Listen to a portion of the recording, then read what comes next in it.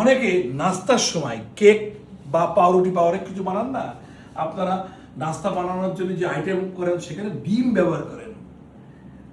কাল আমার কি হয়েছে জানেন, আমি ডো বানানোর জন্য কেক বানাবো, তারপর তো ডিম ভাঙতে 5টা ডিম ভাঙা হয়ে গেছে, একটা ডিম ভেঙে ওর ভিতরে দিয়ে দিয়েছি, ব্যাস পুরো খাবারটা নষ্ট, ডিমটা ছিল পচা।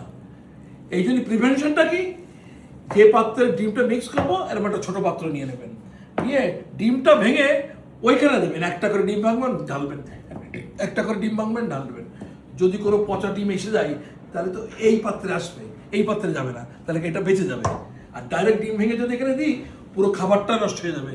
অতএব ডিম ব্যবহার করার প্রসিডিওরটা হচ্ছে, যে পাত্রে ডিমটা ঢালবো তার পাশে ছোটো একটা পাত্র নেবো এবং সেখানে আমি একটা ডিম ভাঙবো এবং ঢালবো, ঢেলে ওটা দেখে নেবো ভালো আছে কিনা, তারপরে অ্যাড করবো। বুঝলেন? এই প্রসিডিওরে যাবেন। ধন্যবাদ।